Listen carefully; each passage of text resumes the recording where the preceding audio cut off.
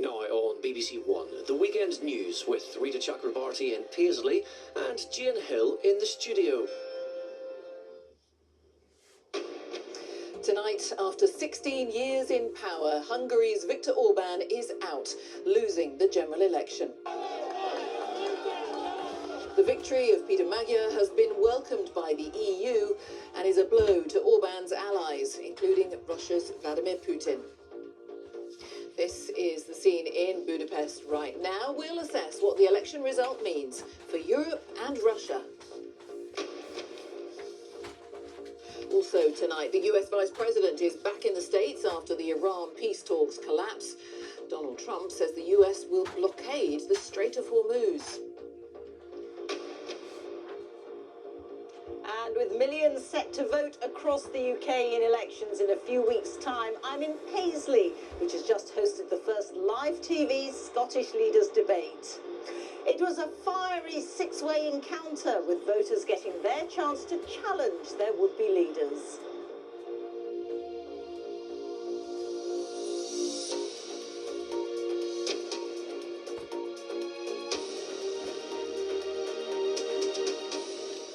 Hello, good evening. Viktor Orbán's 16-year rule of Hungary is over. The close ally of Russia has conceded defeat in the country's election to the main opposition party leader, Peter Magyar, who wants to normalise the country's relations with the EU. Tonight, the head of the European Commission, Ursula von der Leyen, said that Hungary had chosen Europe. In a moment, we'll hear from Moscow. First, let's go to Katia Adler, who's in Budapest. Katia. I'm not only in Budapest, but I am outside the party headquarters of Peter Magyar, who is speaking on stage and has promised this crowd, it's giddy with excitement, that there will be a return to decency in this country. Some people I've been talking to here say it feels like a revolution. I can tell you a lot of the time it's sounding like a massive party. During his 16 years as Prime Minister, Viktor Orbán put close friends and family members in positions of power across the country. He himself called this an illiberal democracy. Well, that came to a screeching end tonight. Voters have spoken and how they turned up in record-breaking numbers to polling stations today. Jubilation outside the headquarters of Hungary's triumphant Chakrabarti. After 16 years, Viktor Orbán has been ousted from government, despite changing election regulations here to favour his party. He was quick to admit defeat, even before all the votes had been counted. The result of the election, while not complete, is understandable and clear, he said. The result is painful for us, but clear. Supporters of his political rival, Peter Magyar, now expected to become Prime Minister, could hardly believe it. I'm seeing you smiling and smiling and smiling. It is. It's a historic moment. So we've been waiting for this for several years, and it's here, and you can feel it with the crowds, the people, and everyone. It's just like it's a moment of like truth, of transparency, and of change. And I'm feeling very ecstatic. I'm feeling very excited. I don't know, it's just a communal feeling of like ecstatic, of like everyone enjoying their time, about everyone feeling the need for change. These supporters of Peter Magyar are so excited. Viktor Orbán has conceded defeat.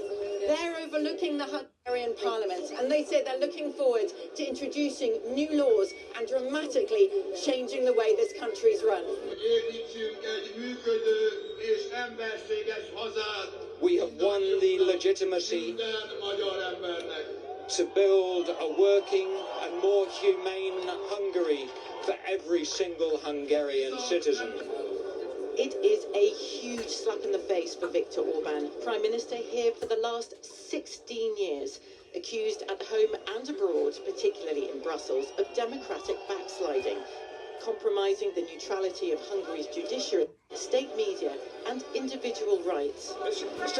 His defeat is also a blow for his best buddies abroad. Donald Trump, who endorsed him repeatedly before this election, admiring him as a hero of the Christian nationalist right. And Vladimir Putin, who benefited from Viktor Orbán delaying EU sanctions against Russia and blocking much much-needed loans for Ukraine. Természetesen ismerjük, láttuk mi is. Earlier this evening, Peter Magyar expressed cautious optimism victory could be his. He's a conservative, formerly from Viktor Orban's party, but he's promised to loosen Hungary's ties with Russia now, while mending bridges with the EU. Tonight, his supporters say their top priorities are to rebuild Hungary's sagging economy and public services, improving standards of living here, but first of all, to celebrate. Well, Brussels has also been celebrating. Messages have been pouring in from across the EU and outside as well. Sir Keir Starmer has said this is a historic moment for European democracy. Volodymyr Zelensky, Ukraine's president, said he looked forward to a new constructive relationship with Hungary. The Chancellor of Germany, Merz, he said that this was victory for European unity. There will be few EU leaders who will be shedding tears for Viktor Orban tonight. They saw him as a real weakness in European unity, particularly with his cosy relationship with Moscow, but also Beijing, and sometimes it seemed unquestioningly Donald Trump in Washington. They don't know Peter Magyar yet, they don't know what's in store, but they're feeling hopeful, but perhaps not quite as ecstatic and emotional as this crowd. Katya, thank you, Katya Adler. And as Katya is suggesting there, Viktor Orban had long been at odds with Europe. So what now then for President Putin's influence in the European Union? Let's talk to Steve Rosenberg in Moscow tonight. What's reaction to this election result, Steve? Well, no official reaction from Moscow so far, but clearly this is bad news for Vladimir Putin. And to explain why, allow me to use the kind of language America's president uses to talk about cards, who's got them and who hasn't got them. For years, Viktor Orban was a super strong card in Vladimir Putin's hand, a trump card, you could call him. The leader of an EU country, a NATO member state, who was pro-Moscow, pro-Putin, who opposed further sanctions against Russia, who opposed further assistance for Ukraine, who opposed the idea of Ukraine's accession to the European Union. This is why he was so useful to Moscow, and I think the Kremlin saw him as a destabilizing force inside the European Union. Having said that, I think the Kremlin probably thinks it has a few cards left to play regarding Hungary. The country is heavily dependent on Russian energy. That isn't going to change overnight, and neither will the Kremlin's efforts, I think, to try to destabilise the situation in the EU. Steve Rosenberg, thank you. In the last hour, the US military has said it'll begin blockading all maritime traffic entering and leaving Iranian ports tomorrow. President Trump had earlier pledged to block the Strait of Hormuz. His comments came after talks between senior US and Iranian diplomats in Pakistan broke down without agreement. Here's our World News correspondent, Joe Inwood. As J.D. Vance landed back on American soil, he was returning from a marathon, historic negotiation, but one that had not delivered a deal. We've made very clear what our red lines are, what things we're willing to accommodate them on, and what things we're not willing to accommodate them on. And we've made that as clear as we possibly could, and they have chosen not to accept our terms. After the talks, Iran said they'd not expected an agreement in a single session, but implied that one may be possible. The question now, what would President Trump do next? We did not have to wait long for an answer. Writing on social media, he said he would begin the process of blockading any and all ships trying to enter or leave the Strait of Hormuz. He also claimed that other countries will be involved with this blockade. In the last half hour, the US military said it will begin tomorrow. It's a response to Iran effectively blockading the strait to the vast majority of ships. That's had a huge impact on the global economy, one that grows by the day. Ending this was a key objective of the talks in Pakistan. With that unsuccessful, this appears to be the president's new tactic. It seems to be probably at least part of a negotiating strategy to ratchet up tension on Iran and also to hit them economically in terms of less revenues for Iran. Obviously that's key for him. And as well as potentially put pressure on Iran's partners such as China. But speaking on US TV a few hours later, President Trump made clear it was not the only escalation available. The only thing left, really, is very devastating to hit. I would hate to do it. But it's their water, their desalinization plants, their electric generating plants, which are very easy to hit. We could hit them. We could have them all down. In Tehran, after nearly 40 days of constant airstrikes, to have pictures of negotiations on the front pages will come as some relief, even if they were not the headlines these people wanted. I was really hoping they would make an agreement and reach a conclusion. It's been almost 45 days now, and I can see the stress in people. This is not what our country deserves. I would have preferred that there was no war and peace and tranquility instead. But I think there's no other way than war and confrontation. For now, while neither side seems willing to back down, neither seems to be rushing for a return to war. Joe Inwood, BBC News. And Lee's Doucette is in Islamabad tonight, where the talks took place. The key question, Lee's, of course, what happens now? Yes, it's a question on many minds, and I'm sure many of our viewers tonight, is what happens to the shaky two-week ceasefire now entering its 7th day. It still doesn't include Lebanon, even though Iranian officials had said they wouldn't enter into talks until it did. And now that effectively there are 2 blockades of the Strait of Hormuz, that increases the risk of one side or the other opening fire, either deliberately or accidentally, and that could spark another dangerous spiral. And what about the talks? Well, both President Trump and the Iranians are indicating they are ready to return to the negotiating table. But while it is clear that some progress was achieved during this marathon, what is clear is that both sides have big red lines, especially when it comes to Iran's nuclear program. And neither side will be able to move quickly, easily, or at all, which means it's more likely to be escalation rather than negotiation. Lee's Doucette, thanks very much as ever. Now, let's go to Reeta, who is in Paisley tonight in the run-up to the upcoming elections. Reeta. Jane, with 25 days to go before polling day, this was a combative debate between the men, and it was all men, with questions ranging from the cost of living and high price of energy to the NHS, immigration and Scottish independence. The SNP have been in government here for 19 years, and this is what each of the parties won at the last Scottish parliamentary election in 2021. Around 4 million people across Scotland are eligible to go to the polls this time, and here, as in Wales, 16-year-olds can vote. With his report on the debate, here's Chris Mason. Welcome them all here to Paisley Town Hall.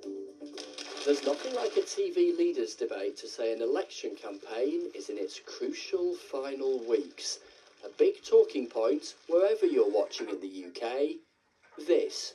So the cost of living crisis in Scotland has gotten out of hand. What is your plans to fix it? And a repeated theme, panellists turning on the SNP blaming the government in London. What are you going to do? The issue we face, Anas, is that Scotland is an energy-rich country, and we don't see the benefits and the fruits of our energy wealth because it's siphoned off by a UK government. We need to get Scotland's energy in Scotland's hands.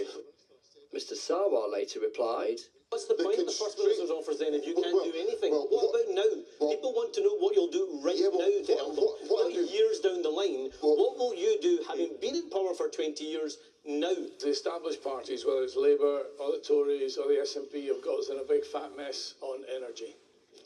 We have got the most expensive energy in the Western world, 7 times more expensive than China, 4 times more expensive than the USA. No wonder we're deindustrialising. Reform are not alone in advocating more oil and gas being taken from beneath the North Sea. A terrible idea, say the Green Party. Clearly, new oil and gas fields cannot possibly pass a climate compatibility test. Our planet is on fire. The last thing that we should be doing right now is doubling down on increasing our reliance on fossil fuels. Another thing nobody's mentioned so far is the need to harness green, clean, nuclear energy. Again, John Swinney and the Greens are opposed to this because this would give us the base load that we need for when the wind isn't blowing. People are hurting. That is why the Liberal Democrats want to immediately reduce what you're paying at the pump with a 10p cut in fuel duty, which should actually lead to a 12p a litre less. Also discussed the health service and Scottish independence, plus immigration and sparky exchanges when Reform's leader in Scotland, a former Conservative minister in London, said this. In the last 4 years, we've had a huge increase, a Boris wave of 4.8 million. You were in that government. Of low-skilled. You were in that government. I was not. I was in the Scotland office. I didn't. That's a government. You were in that government. You gave the Tory party 200 grand. They put you in the House of Lords. I was in Whitehall on the day when the number came through that year that 1 million people had come in, and I was mad panic. I'm proud of the fact that we are a welcoming country, and I'm proud of the question I asked you. Do you accept there's a problem with immigration in Scotland? The problem is that we don't have enough immigration to meet the needs of this country. I don't think the way in which Malcolm Offord and Russell Finlay are talking about it recognises the sensitivity of this particular issue. I think the rhetoric is inflammatory. Actually, Scotland as a country is made up of migrant communities from different parts of the world. But do we have a broken immigration system that has to be fixed? Yes. We recognise there is a problem with the small boats. That's why Lib Dems would hire immediately 2,000 casework officers to clear down the asylum backlog and allow asylum seekers to work. Passionate argument, sharp disagreement. The elections 3 weeks on Thursday. Chris Mason, BBC News. Well, some of the most heated moments in tonight's debate were on the balance between welfare and taxation. In the past few years, Scotland's tax and benefits system has shifted away from the rest of the UK, with higher welfare payments here and higher taxes for middle and top earners. Our Scotland editor James Cook reports. Commerce made Inverclyde rich. Ships and sugar, tobacco and textiles generated profits and taxes. But these days, life here can be tough. Laura has 3 children, including little Tobias. She and her husband both work, and they both struggle to make ends meet.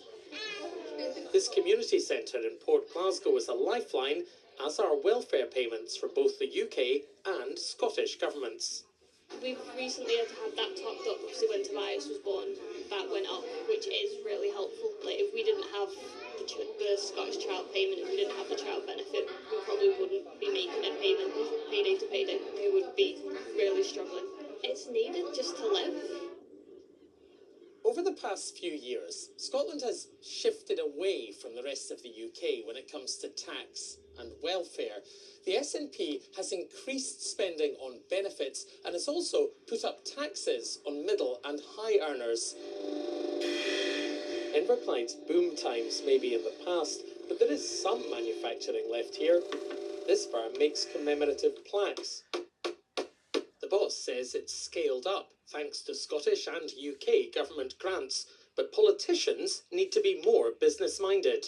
If we and they are serious about growing companies and growing jobs and strengthening communities, you need to do that by helping businesses, especially manufacturing businesses, to grow. Another aspect of a discussion about growth is the level of taxation in the country. What's your take on where we are with that? If we really are serious about growing, and some politicians talk about that, then why are we being heavily taxed? It feels like as a manufacturing business, as a business, it feels like we feel like a cash cow. Don't let anyone tell you that the parties are all the same. There are different visions on offer at this election. For the SNP, Labour, the Lib Dems and the Scottish Greens, the priority is cutting poverty with a more generous welfare state funded by taxation. The Conservatives and Reform UK say they will improve lives by generating growth through cutting taxes and benefits. Both visions have their critics. Some economists insist cuts don't drive growth. Others say social security is spiralling out of control. Big challenges, whoever wins. And James is with me, and so is Chris Mason. James, we were both in the hall watching that debate, and we had lots of those same concerns as you reported on there.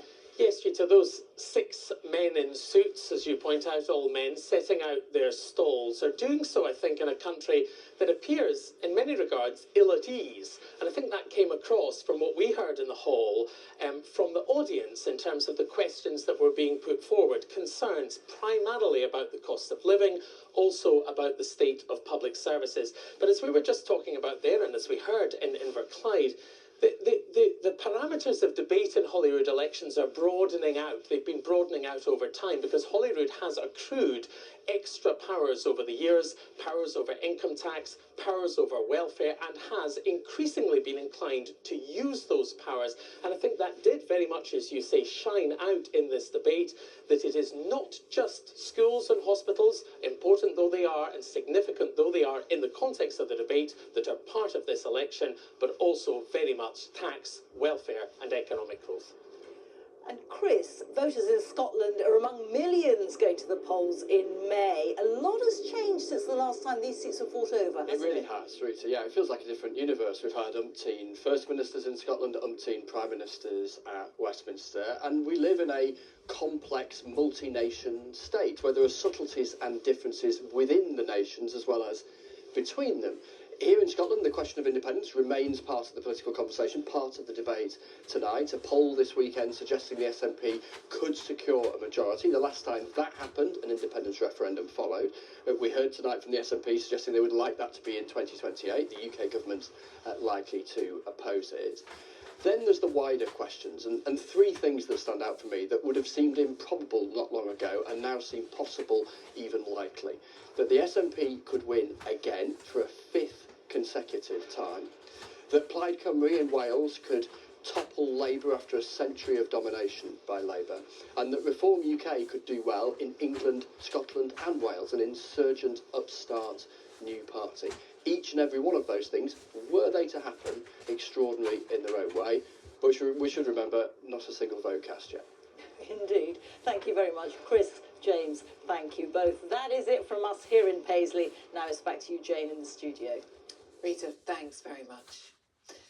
Now, golf's first major of the year, the Masters, is heading for a dramatic finish in Augusta. Reigning champion Rory McIlroy began the day as joint leader. He is still in the mix, as Ollie Foster reports. For the first 2 days at Augusta, he was untouchable, but now everything felt too close for comfort. He'd blown a record 6-stroke lead at the halfway point, and though he was still joint top of the leaderboard, Rory McIlroy had company. Every shot carried jeopardy. The nerves stretched all the way from the Masters to the members of Hollywood Golf Club in McIlroy's hometown outside Belfast. The American Cameron Young, who reeled Rory in to join him at the top, edged in front. And he then moved 2 clear thanks to this. A double bogey from McIlroy. The green jacket seemed to be slipping from his shoulders. 12 months ago, he beat Justin Rose in a playoff to become champion, the third time the Englishman had been runner-up. Now 45, he says he's more determined than ever and signalled his intent from the start. In his 21st Masters, he made his charge. By the turn, he led by 2 strokes. If he is to become the oldest winner since Jack Nicklaus 40 years ago, he'll remember that shot. Another Englishman, Tyrrell Hatton, was making Masters memories and rising rapidly through the field. This eagle was the launch pad for the best round of the day, and he holds the clubhouse lead on 10 under. The lead out on the course, well, that's been changing hole by hole. McIlroy is back in the mix and back on top. But for how long? Ollie Foster, BBC News. Well, let's come back here and look at the weather. Helen Willits is with me. Hello. Hello, Jane. At least the weather's playing ball in Augusta. Whilst here, very few of us have escaped the April downpours this weekend, and it's been pretty chilly with the brisk wind as well. Now, we keep the April showers, but we are losing the wind. So we have had quite a few rumbles of thunder today. Lots of showers still with us in the north and the west, but elsewhere they're easing back to the coasts, and the winds are easing down as well overnight. So that's a recipe really for chilly weather. A frost quite widely by the time we get to morning, and as well as a frost, some patchy mist and fog, which at this time of year can take until about 8 or 9 o'clock in the morning to clear. So something to watch for through the morning rush, as well as the ice on the cars. But then the showers mostly around the coast, plenty of sunshine inland first thing, but the shower cloud will build. The showers will develop more widely inland as we go into the afternoon. Probably the south coast getting away with some of the sunniest weather, but the showers will be more slow moving than we've seen this weekend because the winds are lighter, but they're still going to be heavy with some hail and some thunder, torrential in places, and temperatures, well, a nudge up on today and feeling a bit warmer because the winds are lighter. Now through the evening and tomorrow night rather, we'll keep clear skies once again as the showers fade away. So another frost quite widely in central and eastern areas. You may noticed was rain due towards the west. Some uncertainty as to how quickly these weather fronts on the next area of low pressure are going to advance. It does look as if most of the wettest weather will be in the north and the west, but all of us will see some cloud and some rain, patchy rain in southern and eastern areas. And ahead of it on Tuesday, a fairly warm day in the east. Again, the patchy mist and fog, particularly in the north, and the frost here. The temperatures are just nudging up a little bit above average, but some chilly nights to come and a fairly unsettled week. Jane. All right, Helen, thank you very much. And that is it from the team here for tonight. Now it's time for the news wherever you are. From all of us, good night.